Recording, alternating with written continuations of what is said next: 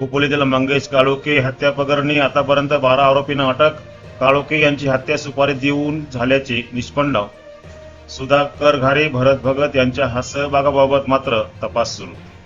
खोपोलीतील शिवसेना नगरसेविका मानसी काळोखे यांचे पती मंगेश काळोखे यांच्या हत्या प्रकरणी आतापर्यंत 12 जणांना अटक करण्यात आली असून ही हत्या सुपारी देऊनच करण्यात आल्याचे निष्पन्न झाले.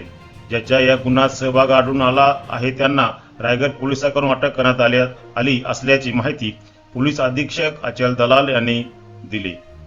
राष्ट्रवादी काँग्रेसचे जिल्हा अध्यक्ष सुधाकर घारे आणि प्रवक्ते भरत भगत यांच्या या गुन्ह्यात अद्याप तरी सहभाग आढळून आलेला नाही. मात्र त्याबाबत तपास सुरू असून तो अंतिम टप्प्यात असल्याचे पोलीस अधीक्षक अंचल दलाल यांनी सांगितले.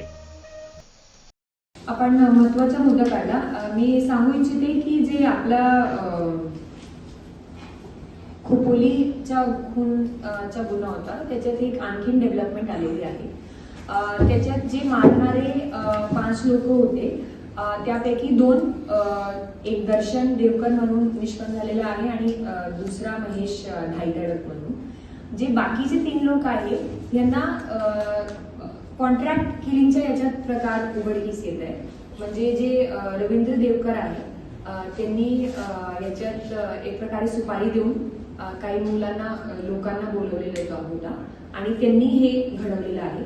त्या 3 पैकी 2 आरोपी आपले अटक करण्यात आलेले आहेत आणि एकाची मागे आपली टीम आहे. मॅडम त्या गुन्ह्यामध्ये 10 लोकांची नावं होती.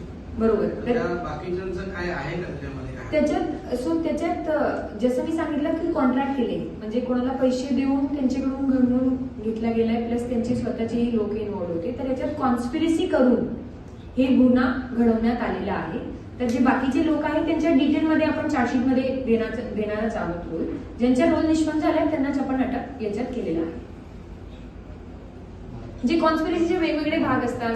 कोणी समजा प्लॅनिंग मध्ये हे केला, कोणी प्रिपरेशन मध्ये मदत केली, कोणी नंतर मदत केली, असं वेगवेगळे भाग आहेत.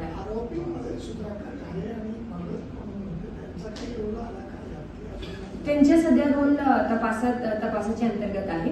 काही दिवसांनी आपला जवळपास पूर्ण होत आलेली आहे. याच्यात आपलं जे डिटेक्शन आणि हे होतं इन्व्हेस्टिगेशन आपल्या पुरावा गोळा करण्याचं काम चालू आहे.